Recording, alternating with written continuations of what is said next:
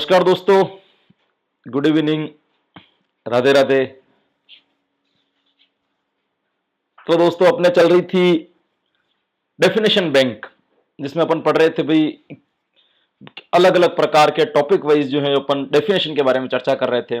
मापन मूल्यांकन की भी की, कुछ उपचारात्मक शिक्षण की भी की और कुछ अभी तक अपन आगे और भी करेंगे। डेफिनेशन में लगभग लगभग सारी एक साथ लेकर के आ रहा हूँ, है ना।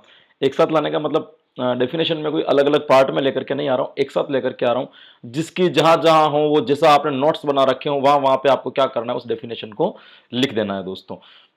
डेफिनेशन का भी महत्वपूर्ण स्थान रहता है, कभी कभी पूछ लेते हैं, बहुत कम चांस रहते हैं, लेकिन क्या करते हैं दोस्तों, पूछ लेते हैं। दूसरी दिक्कत ये रह रही कि आजकल मैं देख रहा हूं ना, बहुत कम बच्चे जो हो आप लोग जो हो आ रहे हो, देख रहे हो वीडियो को भी बहुत कम बच्चे देख रहे हैं। आजकल क्या हो गया भाई, ऐसे मनोबल कमजोर क्यों कर रहे हो, है ना। ऐसे टाइम पे तो आपको और मजबूत हो जाना है, ऐसे यदि आप कमजोर होते रहोगे तो कैसे काम चलेगा।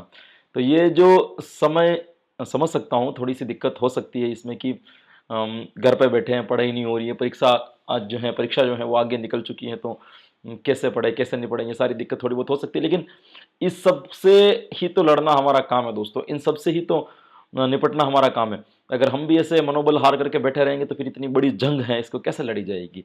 ये युद्ध है, एक न एक दिन होना है, टलना नहीं है ना। एक न एक दिन होना है, तो आप अपना जो युद्धाभ्यास है ना उसको कमजोर मत करो, उसको मजबूत रहने दो। उसकी कमजोरी ऐसा ना हो कि इसके चक्कर में कहीं ऐसा आ जाए कि आप अपन कमजोर हो जाए पढ़ने पढ़ने की तैयारी में, कुछ लोग अपन से पढ़ करके अपन को ही इस भीड़ से बाहर कर दें। तो अपन को इस भीड़ से बाहर नहीं होना है, इस भीड़ में बना रहना है, और इस भीड़ को साइड में करते हुए एक सीट निकाल लेना। उसके लिए सबसे बढ़िया तरीका ये कि आपको रेगुलरिटी रखनी पड़ेगी, नियमितता रखनी पड़ेगी। तो थोड़े थोड़े जुड़ते रहिए, अपने मनोबल को मजबूत रखिए ना। मैंने पहले वाली क्लास में बताया था कि आज नहीं तो कल परीक्षा तो होनी है ना। आज नहीं होगी तो कल होगी, कल नहीं होगी तो परसों होगी, लेकिन जिस भी दिन होगी उस दिन एक सीट अपनी होगी। और अगर वो सीट यदि अपन को चाहिए तो उस सीट के लिए अपन को क्या करना पड़ेगा, मनोबल मजबूत रखना पड़ेगा, तैयारी मजबूती के साथ में करनी पड़ेगी, जोश के साथ में करनी पड़ेगी, तब जाकर के वह सीट अपनी हो पाएगी दोस्तों। तो यकीनन आप लोग आइए, जुड़िए, पढ़ते रहिए, मेरी सब्जेक्ट नहीं सारे विषय को पढ़ते रहिए। ये समय अच्छी मेहनत करने का है, अपने आप को और मजबूत करने का समय है ना। कुछ लोगों ने बीएड कर रखी तो फर्स्ट ग्रेड सेकंड ग्रेड की भी तैयारी कर रहे होंगे, तो वो भी साथ साथ में कीजिए ना, उनकी भी वैकेंसीज आने वाली हैं, है ना। कुछ बच्चों ने सीटेट की तैयारी कर रखी है तो सीटेट की भी आप तैयारी कीजिए, सारी तैयारी साथ साथ में आप चालू रखिए, क्योंकि अपना काम सिर्फ और सिर्फ पढ़ना है। नहीं करोगे तो क्या करोगे, ऑप्शन भी तो क्या है अपने पास में, कैसे समय में क्या करेंगे, कुछ भी नहीं कर सकते। एकमात्र चीज बची वो है पढ़ना, पढ़ाई के अलावा अपन कुछ भी नहीं कर सकते। तो आपको मन लगा करके, ध्यान लगा करके साथ में जुड़ते रहिए, पढ़ते रहिए। थ्योरी क्लासेस भी अपनी चल रही है, कुछ देखते हैं। 24 तारीख तक का लॉकडाउन लगा हुआ है राजस्थान में, 24 तारीख बाद हटता है, क्या परिस्थिति बनती है। अगर पैनल पर वापस क्लास स्टार्ट हो पाई तो मैं पैनल पर लूंगा, बाकी ऐसे जैसे क्लासेस अपनी कंटिन्यूस हैं वैसे मैं कोशिश करूंगा कि अपनी कंटिन्यूटी बनी हुई रहे पढ़ाई के अंदर, आपकी पढ़ाई जो है ना चलती रहे दोस्तों। तो बिना किसी समय गंवाए, क्योंकि आपको पता है कि मैं समय कभी भी व्यर्थ नहीं करता, है ना, तो सभी बिल्कुल समय गंवाए बिना सीधा सीधा अपन चलते हैं आज के प्रश्न के ऊपर, कि प्रश्न बैंक के अंतर्गत जो है ना आज अपना जो पहला प्रश्न है वो क्या रहेगा दोस्तों। तो आज है दोस्तों डेफिनेशन बैंक पार्ट 4 जो है अपन शुरू करेंगे, और पार्ट 4 का जो पहला प्रश्न है दोस्तों वो ये रहा। पहला प्रश्न है दोस्तों, पहला प्रश्न वो ये रहा। पहला प्रश्न है उपचारात्मक शिक्षण के बारे में। कल भी अपन ने जब क्लास छोड़ी थी दोस्तों, तब भी क्या था, उपचारात्मक शिक्षण के बारे में ही अपन अध्ययन कर रहे थे, उपचारात्मक शिक्षण के बारे में ही अपन जान रहे थे। तो उपचारात्मक शिक्षण की परिभाषा अपने चल रही थी। कल लास्ट परिभाषा जो पढ़ी थी वो भी किसकी थी, अपनी उपचारात्मक शिक्षण की ही परिभाषा थी। आज जो परिभाषा होगी ये भी किसकी होगी, आपके उपचारात्मक शिक्षण की होगी। देखिए उपचारात्मक शिक्षण क्या कहता है, पहली परिभाषा है इसकी कि उपचारात्मक शिक्षण एक छात्र की निम्न निम्न सम्मान योग्यता के कारण नहीं को अशंत अथवा पूर्ण दूर करने के लिए उद्देश्यपूर्ण शिक्षण है। देखिए ये शिक्षा शब्दकोश की परिभाषा है। किसकी परिभाषा है दोस्तों, शिक्षा शब्दकोश की यह परिभाषा है, जो किसके संदर्भ में दी गई है, उपचारात्मक शिक्षण के संदर्भ में यह परिभाषा दी गई है। अब क्या दी गई इसको अपन ऐसे समझते हैं, उपचारात्मक शिक्षण एक छात्र की निम्न निम्न सम्मान योग्यता के कारण नहीं को अशंत अथवा पूर्ण दूर करने के लिए उद्देश्यपूर्ण शिक्षण है। अब यह कह रहा है कि उपचारात्मक शिक्षण एक छात्र की निम्न निम्न यानी छोटी, दूसरे निम्न का मतलब निम्न सम्मान। निम्न सम्मान योग्यता के कारण नहीं, बल्कि असंत अथवा पूर्ण दूर करने के लिए उद्देश्यपूर्ण शिक्षण है। ये कह रहा है कि एक बालक की निम्न योग्यता, छोटी छोटी योग्यता भी यदि कहीं रह जाती है, छोटी छोटी योग्यता की विधि पूर्ति नहीं हो पाती है, छोटी छोटी जो उपलब्धि है वो भी कहीं बची रह जाती है, उसको असंत अथवा पूर्ण, असंत का मतलब ही यहाँ पे पूर्ण से ही है, पूर्ण दूर करने के लिए एक प्रकार का उद्देश्यपूर्ण शिक्षण है। मतलब शिक्षा शब्दकोश के माध्यम से उपचारात्मक शिक्षण के संदर्भ में यह कहा जा रहा है कि उपचारात्मक शिक्षण जो है वह एक प्रकार का उद्देश्यपूर्ण शिक्षण है। वो उद्देश्यपूर्ण शिक्षण है जो बालकों की छोटी छोटी योग्यताओं के, निम्न योग्यताओं को भी सम्मान योग्यताओं के कारण नहीं, बल्कि असंत अथवा पूर्ण दूर करने के लिए उद्देश्यपूर्ण अध्ययन है। मतलब केवल आप ये नहीं कह सकते हो कि उपचारात्मक शिक्षण एक निम्न योग्यताओं के, निम्न योग्यताओं को कारण छोटी छोटी योग्यताओं के दूर करने को ही अपन उपचारात्मक शिक्षण कहेंगे, ये नहीं कह सकते, बल्कि इसमें अपन कह सकते हैं कि एक उद्देश्यपूर्ण शिक्षण है जो बालक की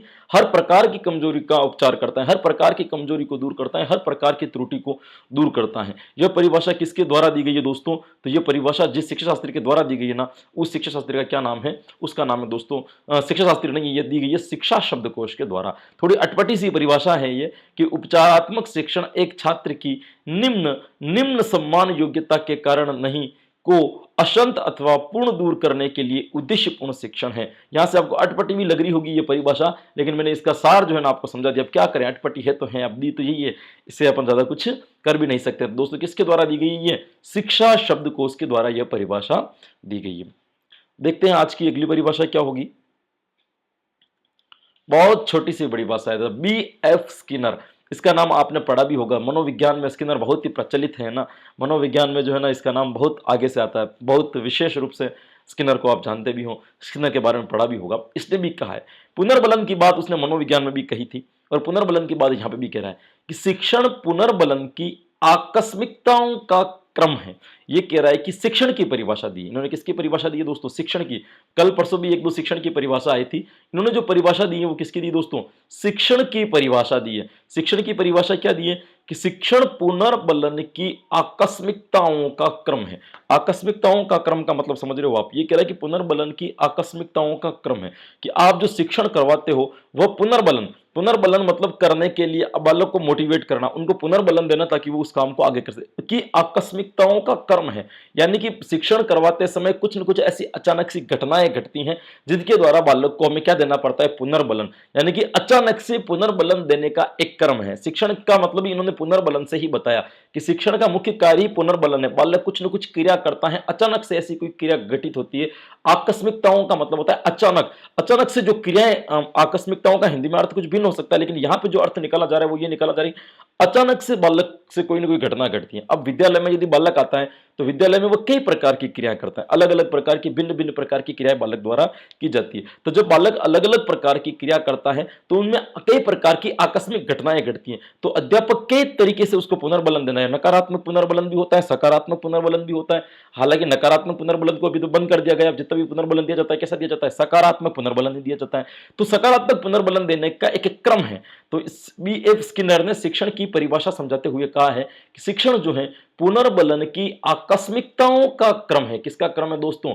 पुनर्बलन की आकस्मिकताओं का क्रम है। यह परिभाषा किसके द्वारा दी गई है? बी एफ स्किनर के द्वारा दी गई है। बोले रीट में आपके शिक्षण की पूछे ना पूछे, हालांकि पूछी भी जा सकती है क्योंकि शिक्षण दे रखा है ना, शिक्षण विधियां ना देकर के आपकी क्या दे रखा है? शिक्षण दे रखा है ना, शिक्षण दे रखा है तो इसकी परिभाषा भी पूछी जा सकती है। लेकिन सेकंड ग्रेड में 100% परिभाषाओं का थोड़ा ज्यादा रहता है, वहां पे शिक्षण के प्रश्न भी अधिकांश पूछे जाते हैं, तो वहां पे भी आपके लिए कहीं ना कहीं ये लाभकारी रहेगी। तो ये थी दोस्तों बी एफ स्किनर की परिभाषा कि शिक्षण पुनर्बलन की आकस्मिकताओं का क्रम है। भाई किसका क्रम है? आकस्मिकताओं का क्रम है। देखते हैं आज की अगली परिभाषा। देखिए आज की अगली परिभाषा क्या कह रही है?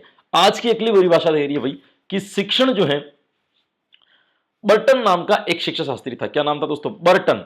ये बर्टन नाम के शिक्षा शास्त्री ने शिक्षण की क्या परिभाषा दी है? शिक्षण होता क्या है? इन्होंने बताया कि शिक्षण सीखने के लिए दी जाने वाली प्रेरणा, निर्देशन एवं प्रोत्साहन है। यानी इन्होंने क्या कहा, बर्टन ने शिक्षण की परिभाषा दी कि आप जो शिक्षण करवाते हो, बालकों को जो पढ़ाते हो, वो क्या है, शिक्षण हम किसे कहेंगे। तो उन्होंने शिक्षण की परिभाषा देते हुए कहा है कि शिक्षण सीखने के लिए दी जाने वाली प्रेरणा, निदेशन, निर्देशन एवं प्रोत्साहन है। इसको समझिए क्या कह रहा है।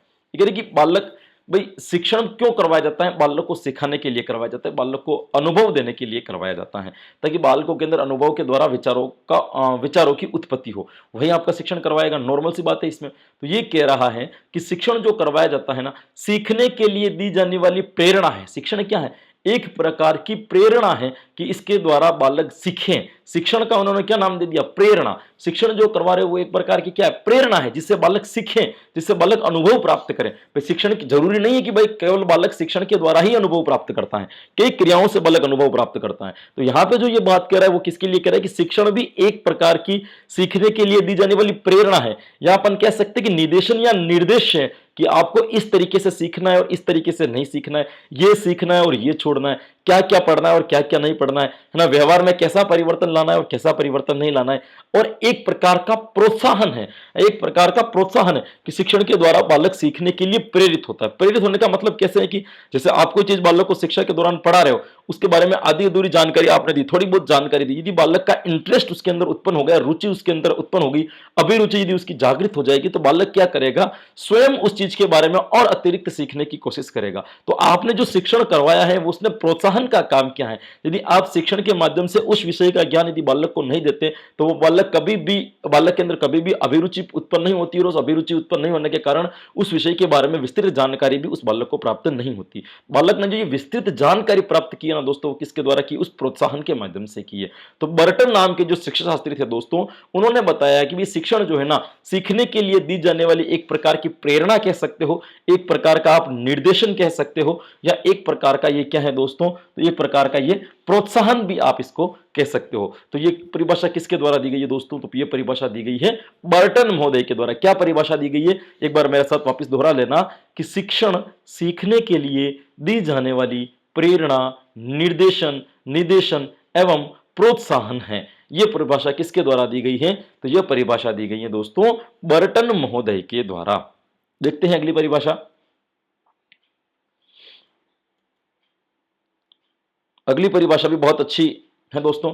यह परिभाषा दी गई है दोस्तों रायबर्न के द्वारा। रायबर्न ने शिक्षण के अंतर्गत सबसे अधिक परिभाषा दी। रायबर्न की परिभाषा भी बड़ी प्रसिद्ध है। रायबर्न बहुत अच्छा शिक्षा शास्त्री था, जिन्होंने शिक्षण के कंसेप्ट को क्लियर करने का बहुत अच्छा जो इन्होंने योगदान दिया है ना। शिक्षण का कंसेप्ट जितना अच्छा इस रायबर्न ने क्लियर किया है, शायद उसका इतना अच्छा कंसेप्ट और किसी ने भी क्लियर नहीं किया होगा दोस्तों। देखते हैं क्या कहा इन्होंने। तो रायबर्न जो महोदय, इन्होंने शिक्षण को समझाते हुए कहा है कि शिक्षण के 3 बिंदु होते हैं। यह परिभाषा में, ये मैंने जब आपको पढ़ाया भी था ना, जब आपको मैं मापन मूल्यांकन पढ़ा रहा था या रीट वैक्सीन पढ़ा रहा था, तब भी मैंने ये चीज आपको बता दी भाई, शिक्षण के हमेशा 3 बिंदु महत्वपूर्ण माने गए हैं। कौन कौन से माने गए भाई, शिक्षण, एक शिक्षार्थी और दूसरा पाठ्य पुस्तक। पहली बार तो इस परिभाषा को पढ़ लेते हैं अपन कि शिक्षण के 3 बिंदु होते हैं, शिक्षक, शिक्षार्थी, पाठ्य पुस्तक। इन तीनों के बीच संबंध स्थापित करना ही शिक्षण है। यह संबंध बालक की शक्तियों के विकास में सहायक होता है।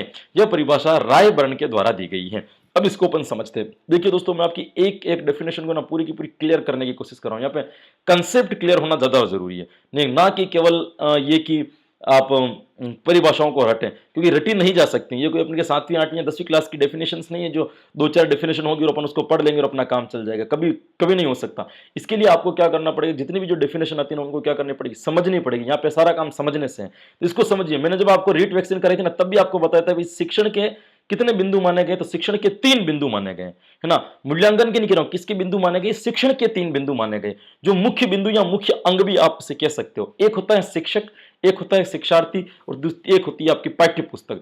यदि शिक्षक, शिक्षार्थी और पाठ्य पुस्तक में से कोई एक अंग का लोप हो जाए या कोई एक अंग यदि नहीं रहे, तो ये जो शिक्षण की जो क्रिया है, ये शिक्षण का जो चक्र है, वो कभी भी पूरा नहीं हो सकता दोस्तों। तो शिक्षक, शिक्षार्थी और पाठ्य पुस्तक, इन तीनों का होना जरूरी है यदि आपको शिक्षण करवाना है। यदि शिक्षक शिक्षार्थी हैं, पाठ्य पुस्तक नहीं है, तो वो भी कोई मतलब नहीं है। पाठ्य पुस्तक है, शिक्षार्थी है, शिक्षक नहीं है, फिर भी कोई मतलब नहीं है। पाठ्य पुस्तक है, शिक्षक है, शिक्षार्थी नहीं है, फिर भी कोई इसका अर्थ नहीं है। इन तीनों का एक साथ होना अनिवार्य है, क्योंकि ये तीनों शिक्षण के क्या माने गए हैं? महत्वपूर्ण अंग माने गए हैं दोस्तों।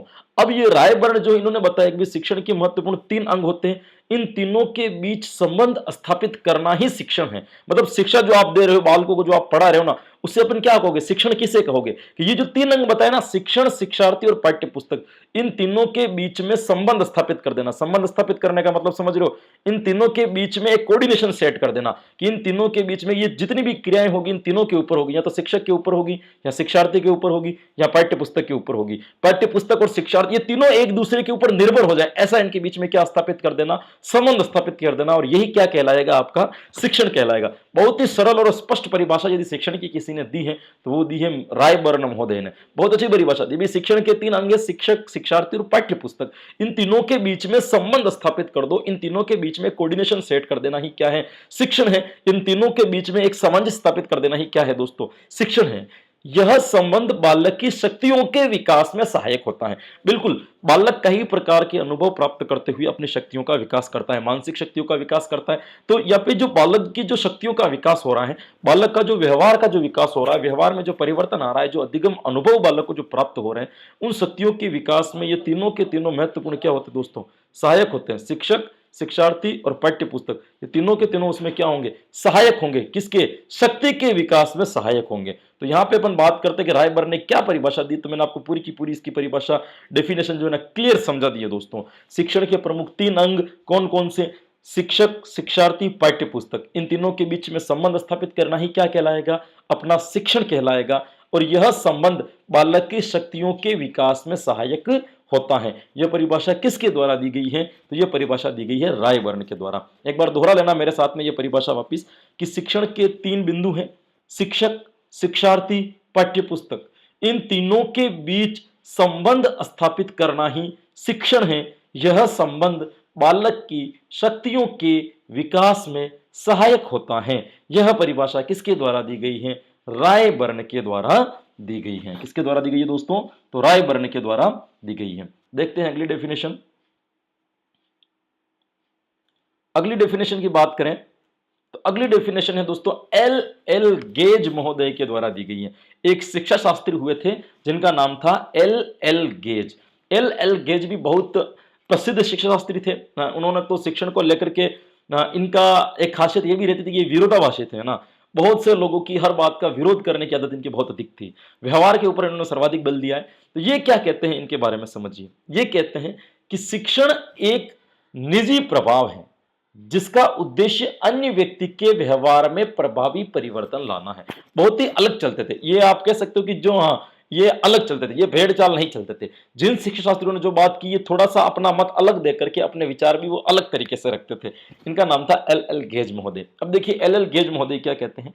एल गेज महोदय कहते हैं कि शिक्षण एक निजी प्रभाव है। निजी प्रभाव का मतलब हो गया कि व्यक्तिगत प्रभाव है ना। शिक्षण एक निजी प्रभाव है जो किसी भी बालक पर अपने अपने व्यक्तित्व के आधार पर पड़ता है। जैसे आप पढ़ रहे हो, आपके ऊपर शिक्षण का प्रभाव अलग है, मैं पढ़ूंगा मेरे ऊपर शिक्षण का प्रभाव अलग रहेगा, कोई और पढ़ेगा उसके ऊपर शिक्षण का प्रभाव क्या रहेगा? अलग रहेगा। तो सबके ऊपर शिक्षण का प्रभाव कैसा रहता है? निजी रहता है, व्यक्तिगत रहता है, अपना अपना अलग रहता है, जिसका उद्देश्य अन्य व्यक्ति के व्यवहार में प्रभावी परिवर्तन लाना है। यानी कि ये कहना चाह रहे हैं कि जो शिक्षण करवाने वाला शिक्षक है उसका एक व्यक्तिगत निजी प्रभाव होता है, वही बालक के ऊपर पड़ता है। कि हर अध्यापक के पास में क्या होता है? एक प्रभाव होता है। इन्होंने विचारों का नाम किसके अंतर्गत परिवर्तन करके दे दिया दोस्तों? विचारों का नाम इन्होंने परिवर्तन कर दिया प्रभाव के अंदर, कि प्रत्येक व्यक्ति के अंदर एक निजी प्रभाव होता है। शिक्षक वो क्या करता है? निजी प्रभाव, उस निजी प्रभाव का जो मुख्य उद्देश्य होता है वो क्या होता है? कि व्यक्ति के व्यवहार में प्रभावी परिवर्तन लाना। यानी कि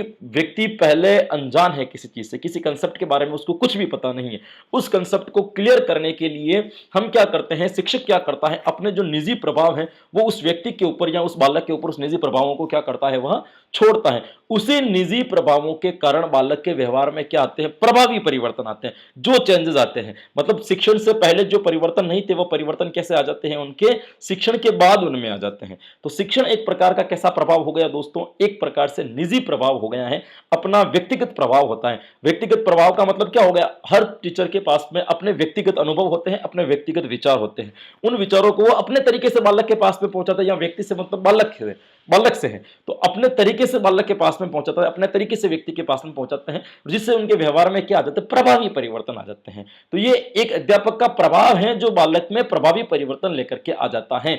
यह शिक्षण के संदर्भ में बात कहने वाले जो शिक्षाशास्त्री थे दोस्तों, उनका क्या नाम था, एल एल गेज महोदय। भाई क्या नाम था दोस्तों, एल एल गेज महोदय। तो देखिए, शिक्षण एक निजी प्रभाव है जिसका उद्देश्य अन्य व्यक्ति के व्यवहार में परिवर्तन लाना है। यह परिभाषा किसके द्वारा दी गई है, तो यह परिभाषा दी गई है एल एल गेज महोदय के द्वारा। चलते हैं अगले डेफिनेशन पर। दोस्तों मैं केवल आपको डेफिनेशन पढ़ा नहीं रहा हूं, है ना, केवल ऐसा नहीं कि पढ़ करके ये इसने दिया कह करके छोड़ रहा हूं, मैं कंसेप्ट भी क्लियर करना चाह रहा हूं, ताकि डेफिनेशन केवल आप रटो नहीं, उस डेफिनेशन के माध्यम से कुछ कंसेप्ट भी आपके क्या हो जाए, क्लियर हो जाए, उस विषय वस्तु के बारे में भी आपको क्या मिल जाए, थोड़ी बहुत जानकारी मिल जाए, है ना।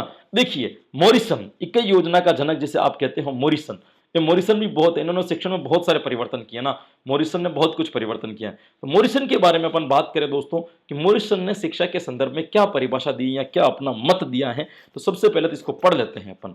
इन्होंने क्या कहा कि शिक्षण एक अंतःक्रियात्मक प्रक्रिया है जिसमें प्रमुख रूप से कक्षागत वार्ता अंतर्निहित होती हैं, जो शिक्षक और छात्र के बीच संचालित होती हैं तथा कुछ निश्चित क्रियाओं के दौरान ही घटित होती हैं। देखिए, इसने परिभाषा भले ही बड़ी दे रखी हो, लेकिन परिभाषा बड़ी सिंपल भी दे रखी है। इनकी परिभाषाओं में आपको बिल्कुल भी उलझने की आवश्यकता नहीं है, इतनी इजी परिभाषा इन्होंने दे रखी है। क्या दे रखा है कि शिक्षण एक अंतःक्रियात्मक प्रक्रिया है। भाई कैसी प्रक्रिया है, अंतःक्रियात्मक प्रक्रिया है। अंतःक्रियात्मक प्रक्रिया का मतलब समझ रहे हो कि एक अंतः क्रिया है, आंतरिक क्रिया है एक प्रकार की। अंतः क्रिया का मतलब होता है दो लोगों के बीच में जो क्रिया होगी, अंतः क्रिया होती है दो। तो ये एक अंतः क्रियात्मक प्रक्रिया है जिसमें प्रमुख रूप से कक्षागत वार्ता निहित होती है। तो ये कह रहा है कि शिक्षण जो है ना एक अंतः क्रिया है। अंतः क्रिया का मतलब बालक और शिक्षक के बीच में जो क्रिया हो रही है वो क्रिया कौन सी कहलाएगी, आपकी अंतः क्रिया कहलाएगी।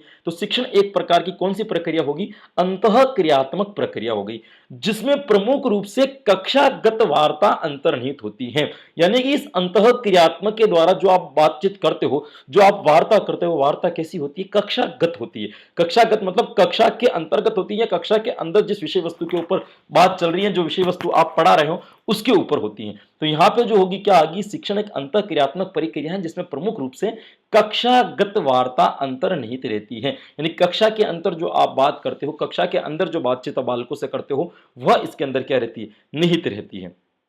और आगे क्या कह रखा है, जो शिक्षक और छात्र के बीच संचालित होती है। ये बात मैंने पहले ही बता दी, यानी कि इसके अंतर ये एक प्रकार की अंतःक्रियात्मक प्रक्रिया है जो कक्षागत वार्ता अंतर्निहित होती है, जो शिक्षक और छात्र के बीच ही संचालित होती है। यानी कि छात्र और शिक्षक दोनों ही अंतःक्रिया करते हैं। अंतःक्रिया कहां करते हैं, कक्षागत करते हैं, कक्षा के अंतर्गत करते हैं दोस्तों। तो शिक्षण भी क्या होगी, एक प्रकार की अंतःक्रिया होगी जो कक्षा के अंतर्गत की जाती है, और जिसमें कौन कौन होते हैं, शिक्षक और बालक होते हैं। सिंपल सी परिभाषा। तथा कुछ निश्चित क्रियाओं के दौरान घटित होती हैं। अब कक्षा कक्ष में भी कुछ निश्चित क्रियाओं के दौरान घटित होती है। निश्चित क्रियाओं के दौरान मतलब कक्षा कक्ष में बहुत सारी गतिविधि, निश्चित क्रियाओं के मतलब जो आप शिक्षण करवा रहे हो ना, तभी ये क्रियाएं क्या होगी, घटित होगी। हर समय नहीं, लंच भी चल रहा है तो ये क्रिया घटित नहीं होगी। जब निश्चित कुछ विशेष स्थिति बनेगी, विशेष स्थिति का मतलब ये हो गया कि टीचर को पढ़ाने के लिए आ गया तो ये आपके लिए विशेष घटना हो गई जो घटने वाली। मैंने पहले विद्यालय के अंतर्गत होने वाली प्रत्येक क्रिया को हम क्या कहेंगे, एक प्रकार की घटना कहेंगे, है ना। घटना का मतलब यहाँ पे प्रक्रिया से हो गया, एक काम से हो गया दोस्तों। तो निश्चित क्रियाओं के दौरान ही यह घटित होती है। यह जो इतनी विस्तृत लेकिन इतनी सुंदर और इतनी सिंपल शब्दों में जो परिभाषा दी है शिक्षण की, वो किसके द्वारा दी गई है, वह दी गई है आपके मॉरिसन महोदय के द्वारा। किसके द्वारा दी गई है दोस्तों, मॉरिसन महोदय के द्वारा। एक बार फिर से देखते हैं कि मॉरिसन महोदय क्या कहते हैं। वो कहते हैं कि शिक्षण एक अंतःक्रियात्मक प्रक्रिया है जिसमें प्रमुख रूप से कक्षागत वार्ता अंतर्निहित होती हैं। कैसी वार्ता अंतर्निहित होती है?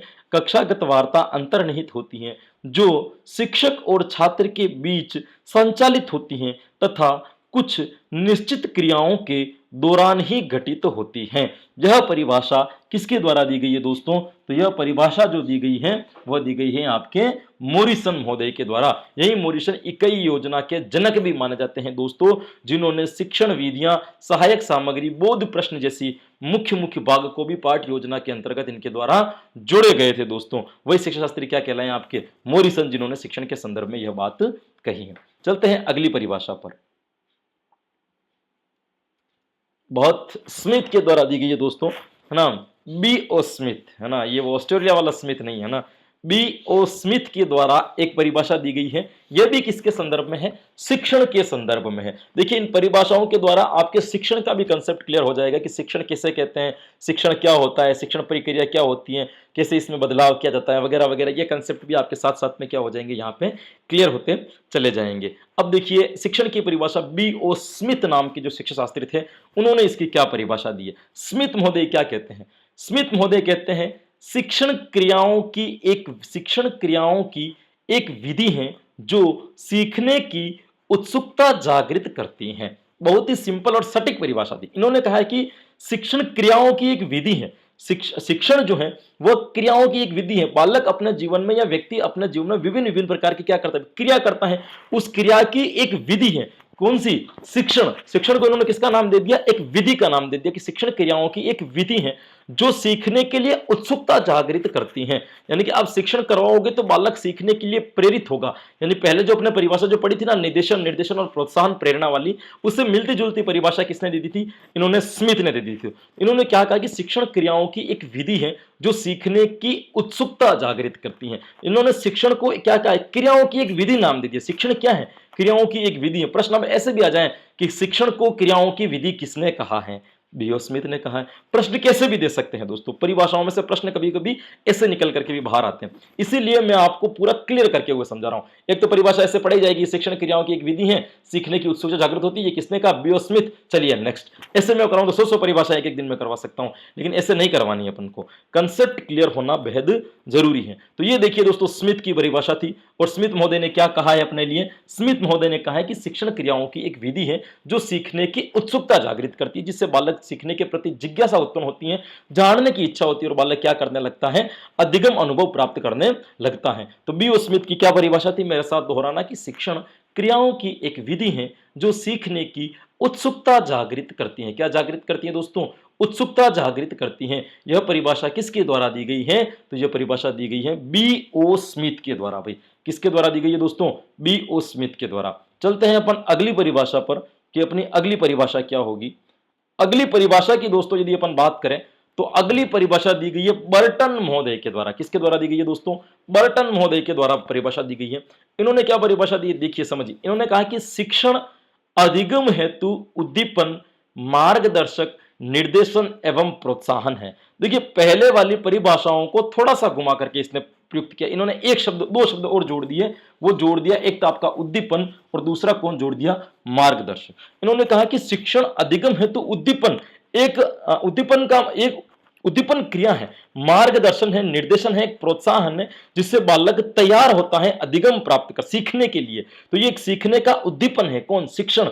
ये एक सीखने का मार्गदर्शन है, यह एक सीखने का निर्देशन है, यह सीखने का प्रोत्साहन है। कौन? शिक्षण। तो शिक्षण को मार्गदर्शन, निर्देशन और प्रोत्साहन किसने कहा? तो शिक्षण को मार्गदर्शन, प्रोत्साहन और निर्देशन किसके द्वारा कहा गया है? तो ये कहा गया है आपके बर्टन के द्वारा। भाई किसके द्वारा कहा गया है? किसने कहा है? तो बर्टन महोदय ने जो है ना ये बात कही है। तो शिक्षण अधिगम हेतु उद्दीपन, मार्गदर्शक और निर्देशन एवं प्रोत्साहन है। यह परिभाषा किसके द्वारा दी गई है? तो ये दी गई है बर्टन के द्वारा।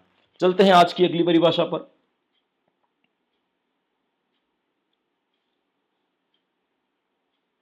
ये देखिए आज की नेक्स्ट परिभाषा, बहुत छोटी सी परिभाषा है। शिक्षण कथन नहीं, प्रशिक्षण है। यह बात किसने कही? बेन महोदय ने। किसके द्वारा दी गई दोस्तों? बेन के द्वारा यह परिभाषा दी गई। क्या कहा इन्होंने?